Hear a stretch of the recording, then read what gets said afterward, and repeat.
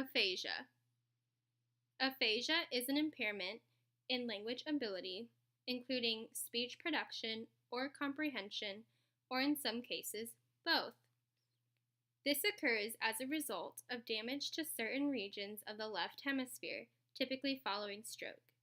It is important to understand that no one is simply born with aphasia, but it is an acquired disorder. There are many different types of aphasia, varying by speech fluency, language comprehension, and ability to repeat words or phrases. Global aphasia is the most severe form of aphasia and is applied to patients who can produce few recognizable words and understand little or no spoken language. Persons with global aphasia can neither read nor write and suffer from injuries to multiple language processing areas of the brain, including Wernicke's and Broca's areas. A striking case study by Qian, Huang, and Si from Kaohsiung Medical University Hospital in Taiwan reports a reversible case of global aphasia from using the antipsychotic drug quetiapine. An elderly woman developed global aphasia after 3 days using the drug, and the aphasia wore off after use. This is a rare example showing aphasia is not always the result of a stroke. Broca's aphasia, which is also known as non-fluent aphasia, affects speech production, however, does not affect the ability to understand speech.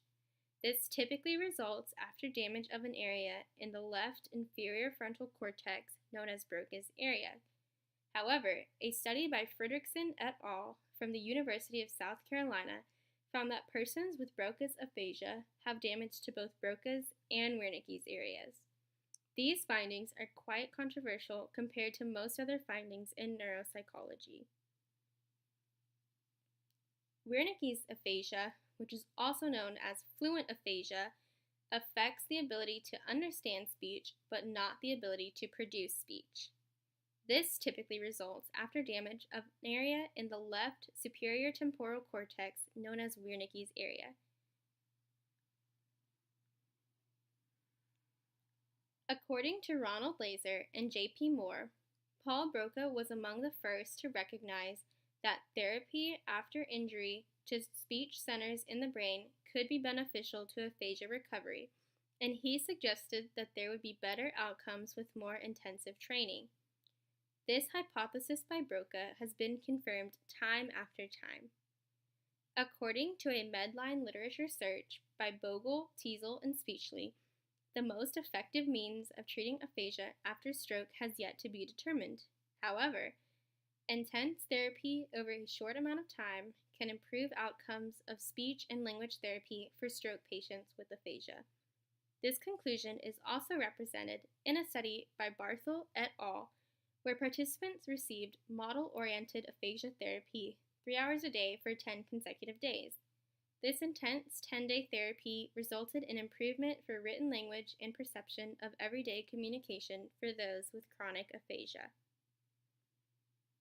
So what can you do to support individuals with aphasia? When communicating with someone with aphasia, remember to be patient and allow plenty of time for response. Make sure you are speaking with and not for the person. It is also important to remember that aphasia does not affect intelligence. People with aphasia are just as smart as us. They just have trouble understanding language, speaking, reading, or writing.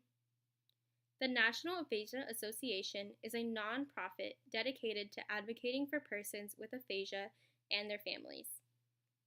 The goal of the National Aphasia Association is to provide access to research, education, rehabilitation, therapeutic, and advocacy services to individuals with aphasia and their caregivers.